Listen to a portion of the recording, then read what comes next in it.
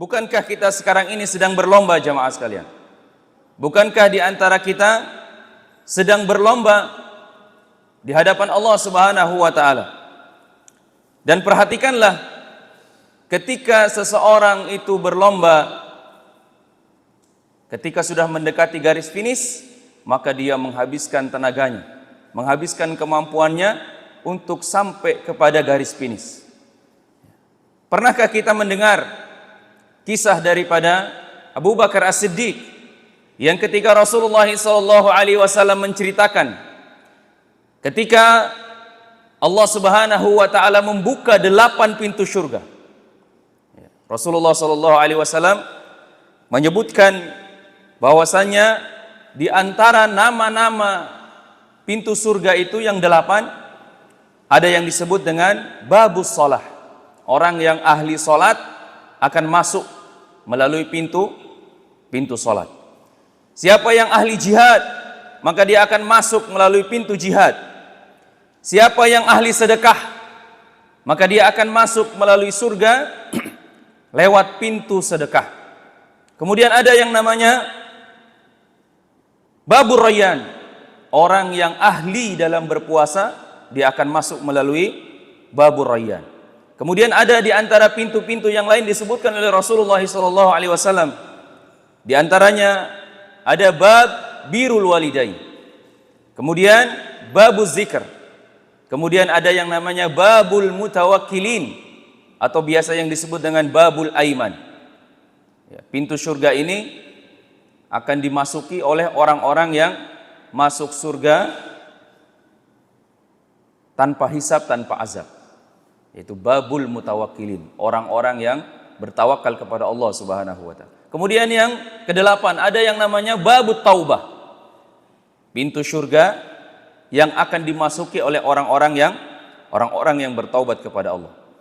Ketika Abu Bakar mendengar dari Rasulullah SAW, ketika Allah Subhanahu wa taala membukakan 8 pintu surga itu,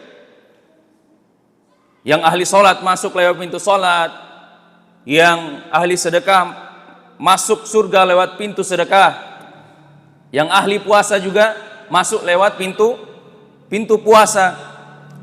Maka Abu Bakar bertanya kepada Rasulullah, "Ya Rasulullah, adakah di antara orang yang akan dipanggil oleh Allah Subhanahu wa taala atau akan dipanggil di pintu surga itu dari semua pintu surga? Dia ahli salat, dia ahli sedekah, dia ahli jihad, dia ahli semuanya dari 8 amalan-amalan tadi itu." Maka kata Rasulullah, iya ada. Yang ahli salat, ahli sedekah, ahli puasa, ahli jihad, ya. Apalagi ahli birrul walidain. Kemudian apalagi ahli zikir. Dari 8 pintu surga itu dia dipanggil. Maka kata Rasulullah SAW, wa arju an takuna minhum. Saya berharap kamu, Abu Bakar, termasuk di antara mereka yang dipanggil dari 8 pintu surga. Tapi coba perhatikan jemaah sekalian, dalam sejarah kehidupan Abu Bakar, apakah ketika Abu Bakar menginginkan dipanggil dari 8 pintu surga itu, kemudian hidupnya santai-santai, leha-leha? Kata Rasulullah, Abu Bakar fil jannah, Abu Bakar di surga. Ya. Tapi apakah Abu Bakar kemudian ketika mendengar ucapan Rasulullah SAW ini, hidupnya santai ria? Mungkin di antara kita di awal-awal hijrah pengen seperti Abu Bakar, salat, ya, ahli sedekah di awal-awal hijrah. Tapi setelah berlalunya waktu, salatnya sudah berkurang, kajian malas, sedekah kadang-kadang, puasa apalagi, ya. Tidak, Ustaz, saya rajin sholat, kadang-kadang saya jadi imam bahkan. Iya, tapi imamul masbukin, imamnya orang-orang yang masbuk. Saya rajin sholat, Ustaz. Iya, tapi sholatnya sudah semakin jauh dari saf imam, semakin jauh. Mungkin kita di awal-awal hijrah kita semangat, kita ingin masuk lewat pintu surga yang 8 itu. Seperti fenomena di bulan suci Ramadan. Di awal-awal Ramadan, hampir semua masjid tidak mampu menampung jamaah sholat. Sholat rawatib juga seperti itu, hampir tidak mampu untuk menampung. Semakin berlalunya waktu, masjidnya, safnya semakin maju dan tidak tahu jamaahnya pergi kemana. Maka jamaah sekalian, saudara-saudaraku sekalian, berdoalah kepada Allah Subhanahu wa taala. Berharaplah dengan sungguh-sungguh di bulan suci Ramadan ini, kita berharap dan berdoa kepada Allah Subhanahu wa taala bahwa semoga kita di antara orang-orang yang dijauhkan atau dibebaskan oleh Allah Subhanahu wa taala dari api neraka. Atau kita di antara orang-orang yang mendapatkan ampunan Allah Subhanahu wa taala. Kata Rasulullah sallallahu alaihi wasallam dalam hadis riwayat Imam At-Tirmidzi, "Walillahi utaqa." Dan Allah Subhanahu wa taala itu memiliki orang-orang yang dibebaskan dari neraka. Walillahi utaqa'u minan nar wa dzalika kullu lailah. Allah Subhanahu wa taala memiliki orang-orang yang dibebaskan dari neraka. Yang demikian itu terjadi pada setiap malam bulan suci Ramadan. Maka jemaah sekalian, manfaatkanlah bulan yang mulia ini. Ikhlaskan kita kembali kepada Allah Subhanahu wa taala, memperbaiki diri dan memperbaiki niat.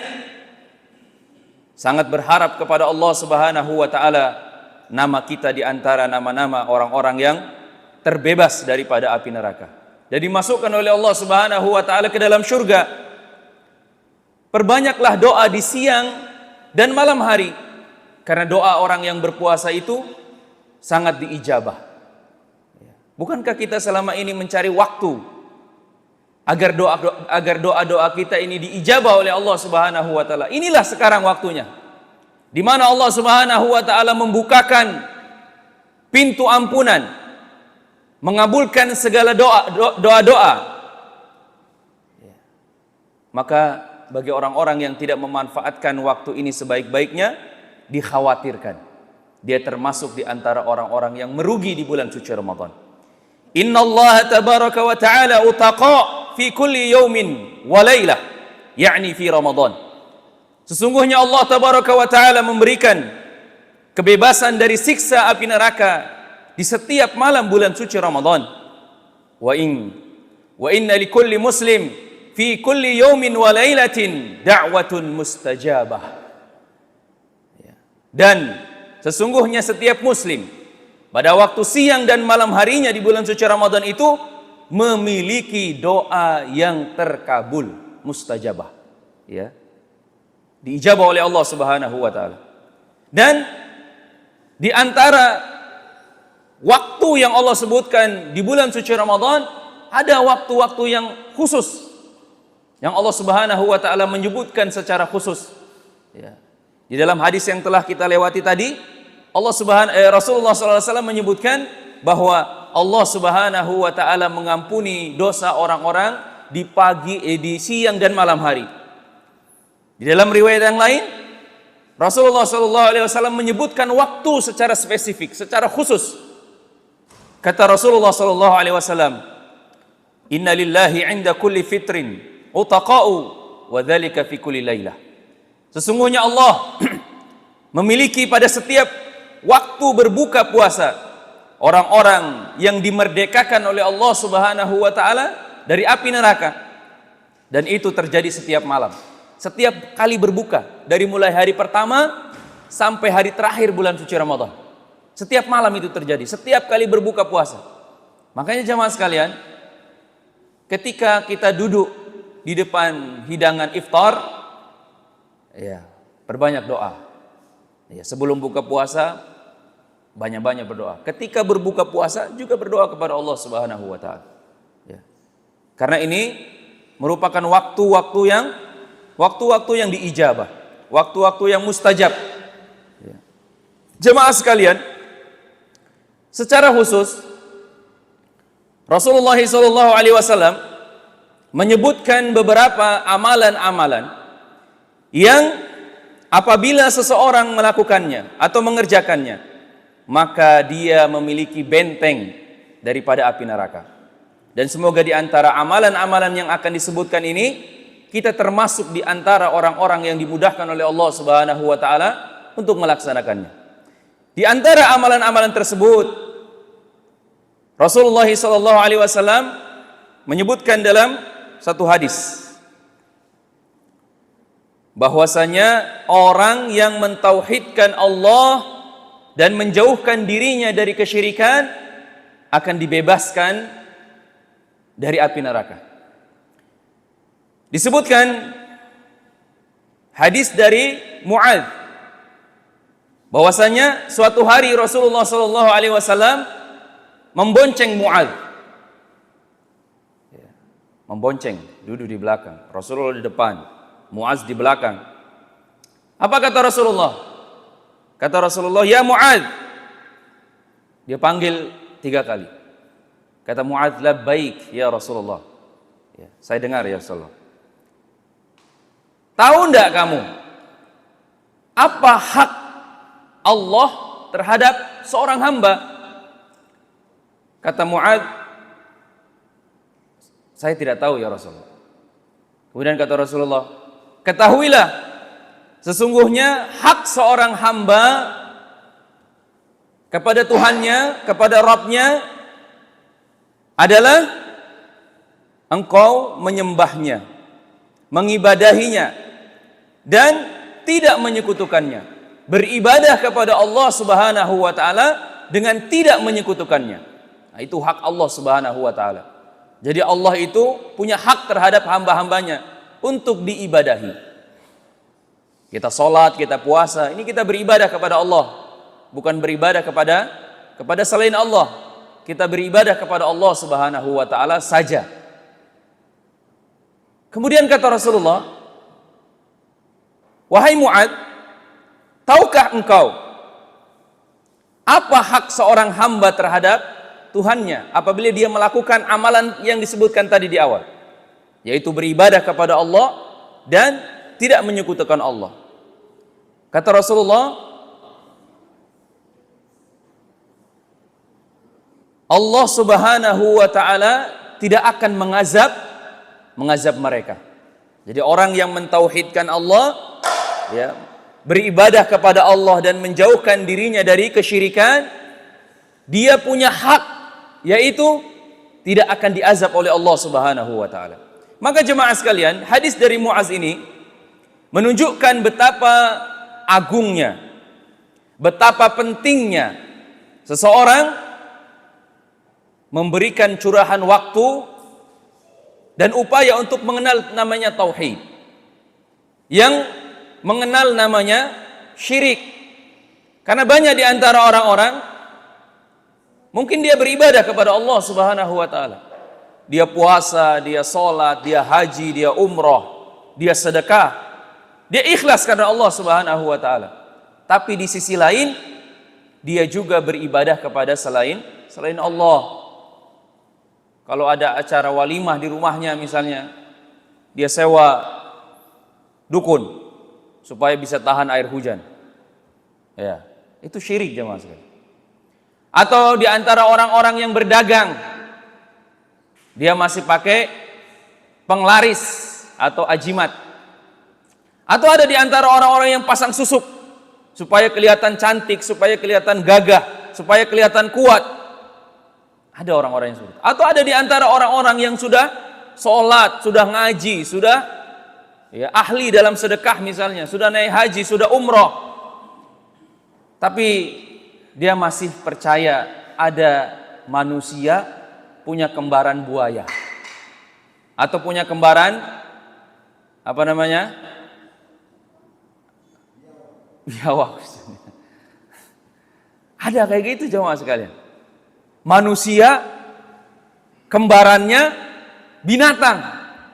Ada yang mau kembarannya binatang. Ada orang yang meyakini seperti itu jemaah sekalian. Atau ada di antara orang-orang yang sudah rajin sholat, tapi masih suka scroll-scroll di media sosial, lihat-lihat zodiak, ramalan-ramalan. Yang lahirnya di bulan Januari dia gini. Nah, itu namanya ramalan. Tidak boleh itu seperti itu. Ya. Maka banyak di antara orang yang sudah sholat, tapi dia tidak paham dengan hal-hal yang disebutkan kesyirikan. Banyak orang-orang yang tidak paham. Sehingga dia tidak merasa dia bersalah. Dia tidak merasa dia berdosa.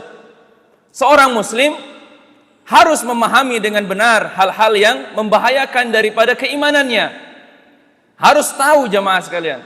Jangan sampai selama ini kita sholat, kita puasa, puasanya tidak diterima oleh Allah Subhanahu wa taala. Apa kata Allah Subhanahu wa taala dalam Al-Qur'an? Wa man asyrak, barang siapa yang melakukan perbuatan-perbuatan kesyirikan, faqad habita amaluh, maka Allah menghapus itu pahala-pahala ibadahnya dia itu. Maka solatnya tidak berguna, puasanya tidak bermanfaat, haji umrohnya tidak berguna, sedekahnya tidak bermanfaat. Ya. Ada di antara orang-orang jamaah sekalian, contohnya diuji dengan kehilangan motor misalnya. Kemudian ada teman yang berbisik, kamu dapat kopi motor? Mari saya antar di ujung kampung sana, ada titik-titik yang bisa tahu di mana tempat motor itu. Nah, ini syirik jemaah. Mendatangi dukun, datang ke tempat dukun, 40 hari sholat kita tidak diterima. Coba bayangkan jemaah sekalian. Mungkin ada di antara orang-orang yang sudah rajin sholat, ketika diuji, dia tidak tahan dengan ujian itu, sehingga ia lari ke dukun, ke orang pintar katanya. Ya, kenapa disebut orang pintar jemaah sekalian? Karena orang yang datang sama dia itu semuanya orang bodoh. Ya, makanya dia disebut orang pintar. Ya, padahal sebenarnya dia tidak pintar. Jemaah sekalian, tidak ada jalan lain untuk mendapatkan keimanan, untuk mendapatkan atau mengetahui daripada tauhid dan mengetahui daripada kesyirikan itu, melainkan dengan menuntut ilmu. Makanya seperti itu disebutkan tadi, mungkin ada orang yang sudah sholat tapi dia tidak paham apa itu tauhid, apa itu syirik, apa itu bid'ah, apa itu sunnah. Ya, taunya dia, ya udah sholat aja, yang penting saya sudah sholat, saya sudah baik.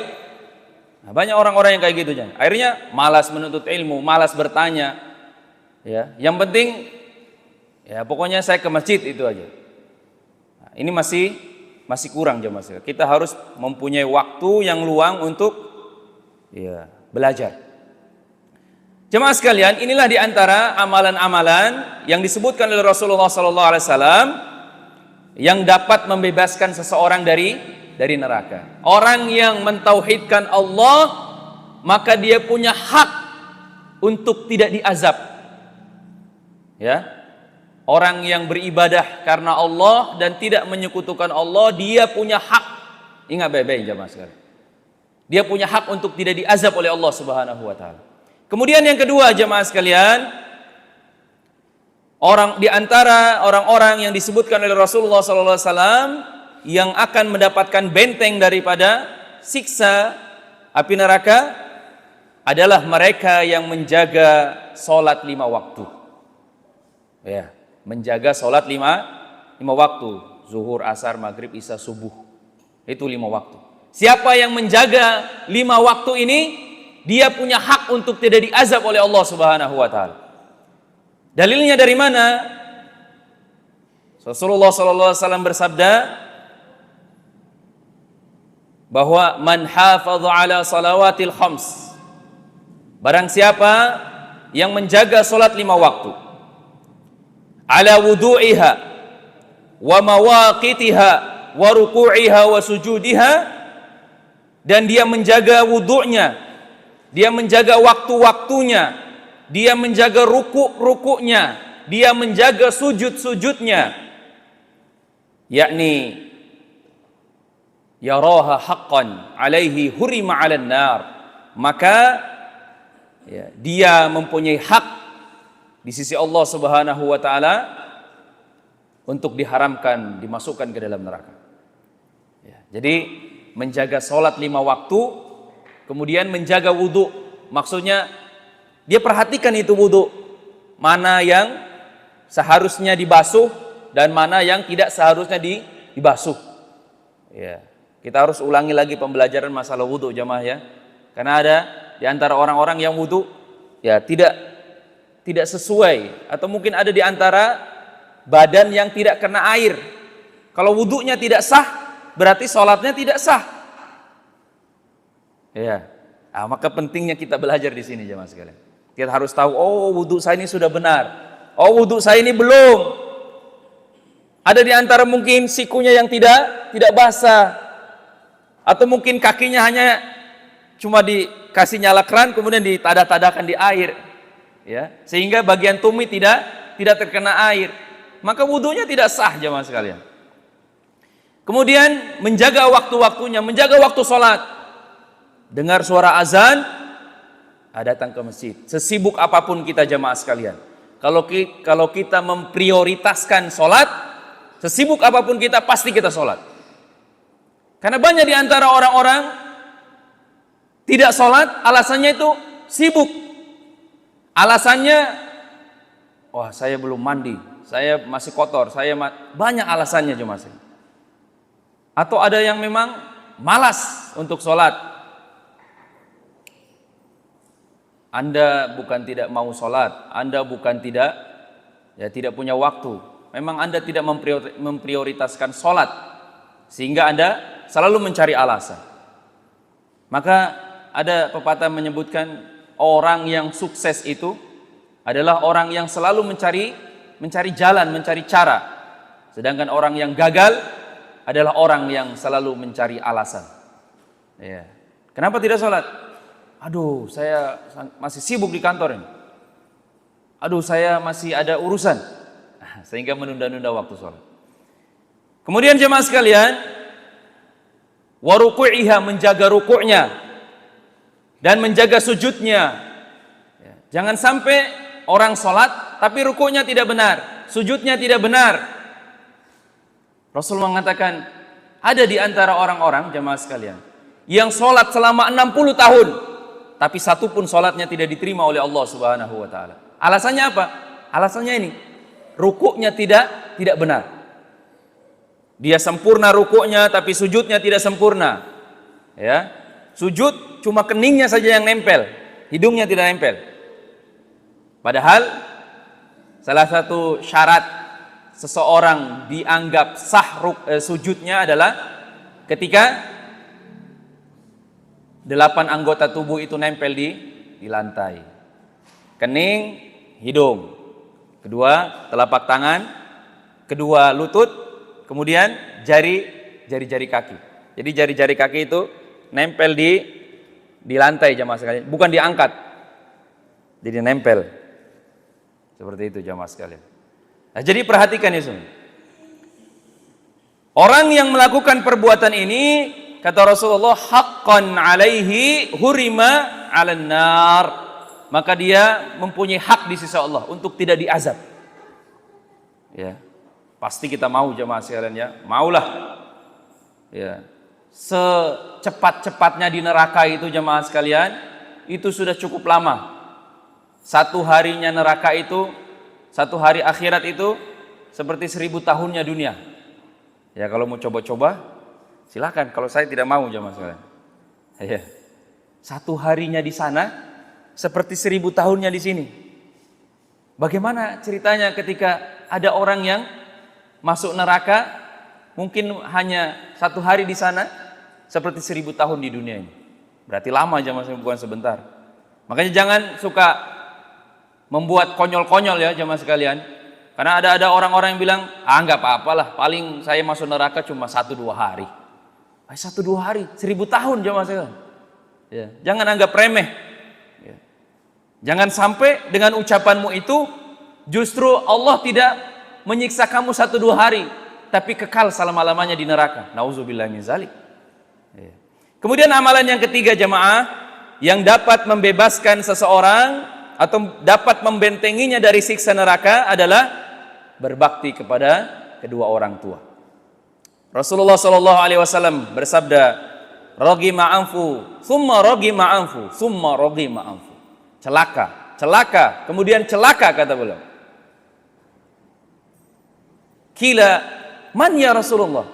Kemudian ditanya, siapa itu yang celaka ya Rasulullah? Qala, man adraka abawaihi indal kibar, ahaduhuma au kilahuma, falam yadkhulil jannah. Yaitu orang-orang yang menjumpai masa tua dari salah satu orang tuanya atau kedua-duanya, tapi tidak menyebabkan dia masuk ke dalam surga. Jemaah sekalian, anak yang durhaka itu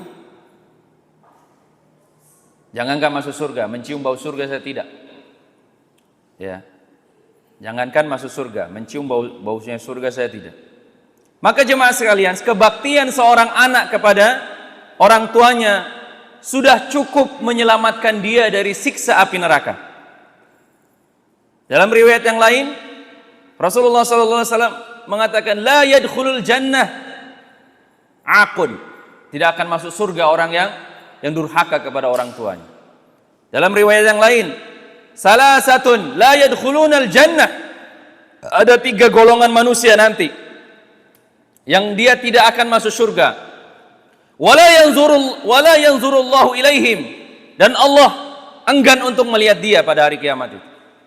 Tidak mau lihat dia. Padahal nanti jamaah sekalian, di akhirat itu kita akan diadili oleh Allah Subhanahu wa taala. Kita berhadap-hadapan dengan Allah Subhanahu wa taala, mempertanggungjawabkan daripada perbuatan yang kita lakukan di dunia ini. Tapi ada di antara orang yang ketika dihakimi oleh Allah Subhanahu wa taala, Allah tidak mau lihat dia. Siapa mereka itu jemaah? Al-aqulil walidayh. Salah satunya adalah anak yang durhaka. Jadi salah satu yang menyebabkan seseorang tidak masuk surga itu adalah anak durhaka. Maka anak yang berbakti kepada orang tua, lawan daripada durhaka adalah berbakti. Maka berbakti kepada orang tua adalah di antara sebab mendatangkan keridhaan Allah Subhanahu wa taala. Jemaah sekalian, ketahuilah, jika ada seseorang yang rela mengorbankan apapun jemaah. Ada seseorang yang rela mengorbankan apapun di dunia ini, yang rela melakukan apapun di dunia ini demi Allah, itu pasti ibu kita. Ya, itu pasti orang tua kita jemaah sekalian. Sehingga Allah Subhanahu wa taala tidak ridho kepada anak-anak yang durhaka menyakiti orang tuanya. Allah tidak ridho kepada mereka. Allah tidak senang kepada orang-orang atau anak-anak yang menghinakan orang tuanya. Maka Allah menghinakan anak-anak itu. Ya. Oleh karena itu jemaah sekalian, Allah Subhanahu wa taala menjadikan birrul walidain, kebaktian kepada orang tua itu sebagai amalan terbaik. Bahkan ketika Rasulullah Shallallahu Alaihi Wasallam menyebutkan di antara pintu-pintu surga yang 8 itu, yang paling bagus, yang paling indah adalah pintu surga berbakti kepada orang tua. Jadi ada 8 tadi ya, pintu sholat, pintu puasa, pintu sedekah, pintu jihad, pintu birrul walidain, ada 8. Tapi di antara 8 pintu itu, ketika Allah Subhanahu wa taala membuka pintu surga itu, yang paling indah di antara 8 pintu itu adalah pintu berbakti kepada kedua orang tua. Bagaimana indahnya itu jamaah sekalian ya? Itu. Oleh karena itu jamaah sekalian, Allah Subhanahu wa taala menjadikan birrul walidain atau berbakti kepada orang tua sebagai amalan yang terbaik yang bisa dilakukan oleh seorang hamba, yang dapat menyelamatkan dia dari kemurkaan Allah Subhanahu wa taala. Kita haram menyakiti perasaan orang tua kita jemaah. Kita haram meninggikan suara di hadapannya. Bahkan kita haram kemudian memasukkan kesedihan ke dalam hatinya. Seorang ibu, seorang orang tua hanya pantas untuk dibahagiakan oleh anaknya. Jemaah kaum muslimin muslimat rahimani wa rahimakumullah. Yang keempat, amalan yang dapat membebaskan seseorang dari api neraka adalah menjaga sholat sunnah 4 rakaat sebelum zuhur dan 4 rakaat sesudah zuhur. Apa kata Rasulullah sallallahu alaihi wasallam? Hadis datang dari Ummu Habibah radhiyallahu anha, istri Rasulullah sallallahu alaihi wasallam. Kata Rasulullah, "Man hafadha ala 4 rakaat qabla adh-dhuhri wa 4 ba'daha hurima 'alan nar." Barang siapa yang menjaga 4 rakaat sebelum zuhur dan 4 rakaat sesudahnya, maka haram atasnya dimasukkan ke dalam neraka. Hadis riwayat Abu Daud. Dan hadis ini disahihkan oleh Syekhul Albani. Kemudian yang kelima jamaah sekalian, di antara orang-orang yang dilindungi dari neraka adalah mereka orang-orang yang berdoa meminta kepada Allah Subhanahu wa taala perlindungan dari neraka. Hadis dari Anas bin Malik, Rasulullah sallallahu alaihi wasallam bersabda, "Man sa'alallahul jannah salasa marrat." Barang siapa yang dalam seharinya itu meminta kepada Allah surga, maka berkata surga kepada Allah Subhanahu wa taala, "Allahumma adkhilhumul jannah." Ya Allah, masukkan dia ke dalam surga. Ya. Berapa kali kita minta masuk surga jemaah hari ini? Atau bulan puasa ini kita tidak ada doa di antara, ya Allah masukkan saya ke dalam surga. Kata Rasulullah, siapa yang minta kepada Allah Subhanahu wa taala, ya, 3 kali dalam sehari itu, maka surga akan mengatakan kepada, ya Allah masukkan dia ke dalam surga. Wa man istajara minan nari salasa marrat.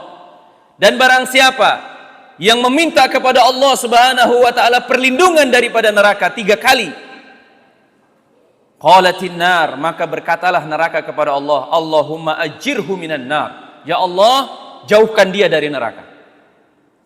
Berapa kali kita minta supaya kita dijauhkan dari neraka jemaah sekalian? Ya, mulai hari ini ya. Mulai hari ini kita meminta kepada Allah. Serius. Jangan main-main. Karena siksa Allah itu tidak main-main. Ya, siksa Allah itu tidak main-main. Bahkan kita disuruh oleh Rasulullah SAW agar meminta surga dan perlindungan dari neraka itu setiap sholat 5 waktu sebelum salam. Allahumma inni as'alukal jannah wa a'udzubika minan nar. Itu kata Rasulullah. Atau ada doa yang lain yang diajarkan oleh Rasulullah SAW.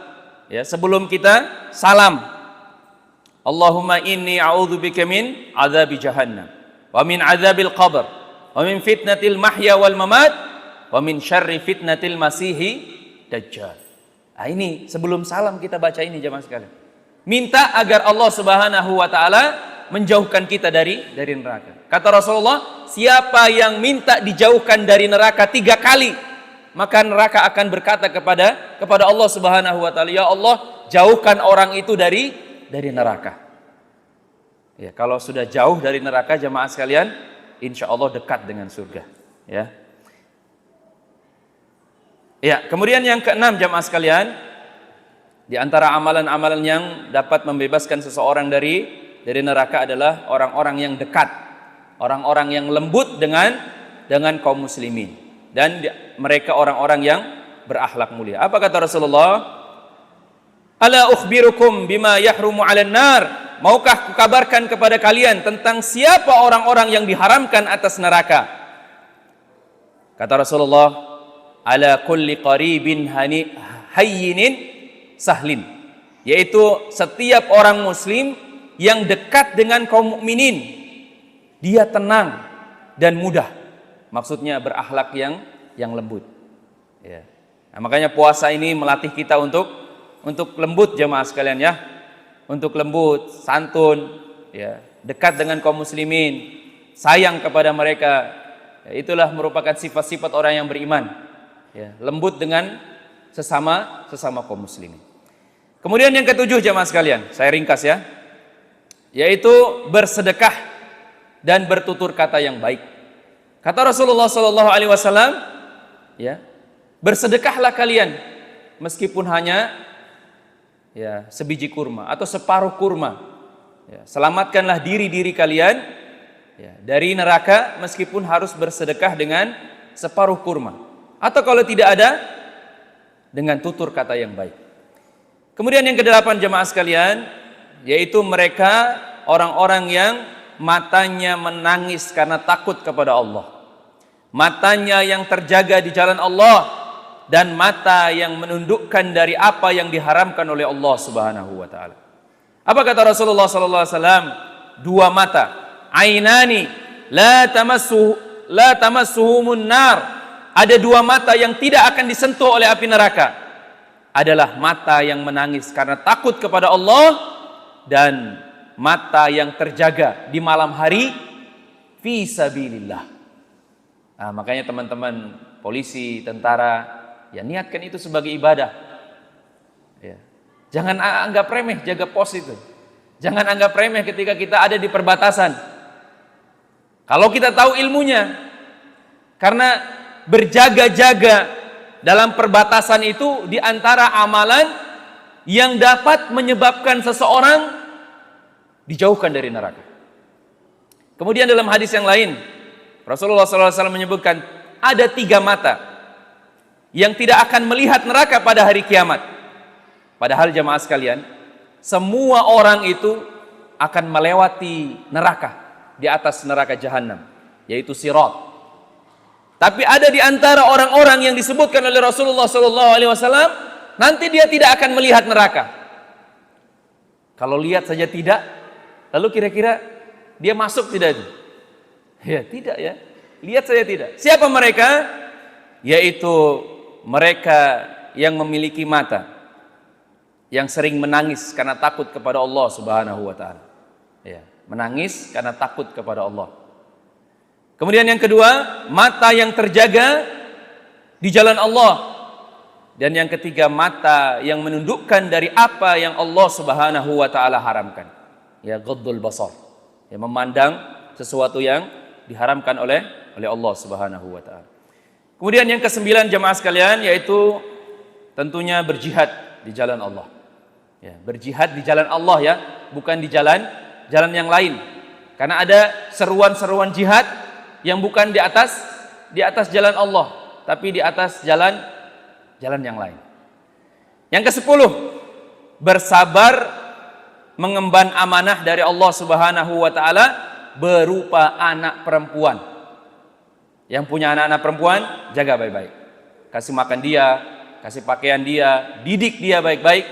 Karena dia, jemaah sekalian, anak perempuan itu bisa menjadi tameng atau menjadi syafaat bagi ayahnya. Tapi dididik.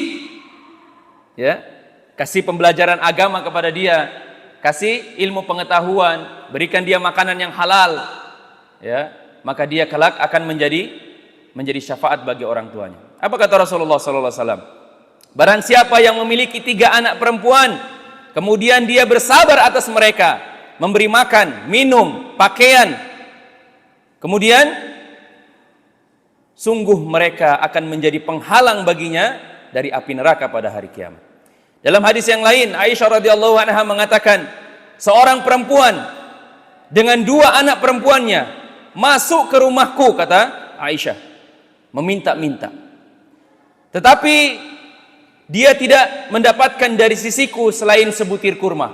Bayangkan jemaah sekalian, di rumah Rasulullah tidak ada makanan kecuali hanya sebutir kurma, kata Aisyah.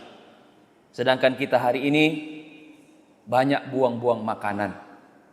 Ya, maka alangkah sedihnya kita ya, ketika kita melihat bahwa Rasulullah Shallallahu Alaihi Wasallam itu sangat menghormati yang namanya makanan. Bahkan di dalam rumahnya pun tidak terlalu banyak tersimpan makanan. Kata Aisyah, ada seorang perempuan yang dengan membawa anak perempuan 2 orang datang ke rumah Aisyah, ke rumah Rasulullah, meminta-minta. Tapi di rumahnya Rasulullah tidak ada makanan kecuali sebutir kurma. Maka kata Aisyah, kuberikan kurma itu kepadanya. Kemudian dia bagi kurma itu menjadi 2. Yang satu untuk putrinya, yang satu lagi untuk putri yang satunya. Dan dia sendiri, kata Aisyah, tidak memakan memakan kurma tersebut. Jadi dibagi menjadi dua, kasihkan kepada aku. Kemudian pergilah wanita itu. Kemudian ketika Rasulullah SAW datang, aku kabarkan kejadian itu kepada beliau. Kemudian beliau SAW bersabda, barang siapa diuji dengan anak perempuan, sungguh mereka akan menjadi pelindung dari neraka. Karena mendidik anak perempuan itu, jemaah sekalian, tidak sama mendidik anak laki-laki. Ya, butuh kesabaran. Ya, yang belum punya anak perempuan mungkin belum bisa merasakan bagaimana sabarnya harus mendidik anak perempuan itu. Kalau anak laki-laki itu, jamaah sekalian, bapaknya bilang jangan, dia stop itu. Ya. Tapi kalau anak perempuan, jamaah sekalian, kalau dibilang jangan, dia masih baero kanan kiri. Ya, ujung-ujungnya dia air mata meleleh. Ya, kemudian orang tua cenderung untuk mengikuti daripada kemauan anak perempuannya. Ini beda nanti. Walaysa dzakaru kal unsa. Anak laki-laki itu beda cara mendidiknya dengan anak perempuan. Maka orang tua yang bersabar mendidik anak perempuan bisa menjadi asbab dia mendapatkan tameng dari Allah Subhanahu wa taala dari api neraka. Demikian jemaah sekalian, beberapa amalan-amalan yang disebutkan oleh Rasulullah SAW sebagai benteng dari api neraka. Semoga Allah Subhanahu wa taala memudahkan kita dalam mengamalkan dan memperoleh daripada keutamaan-keutamaan yang disebutkan oleh Rasulullah sallallahu alaihi wasallam. Barakallahu fikum, subhanakallahumma wa bihamdik, asyhadu an la ilaha illa anta astaghfiruka wa atubu ilaik, wa akhiru da'wana alhamdulillahi rabbil alamin. Assalamu alaikum warahmatullahi wabarakatuh.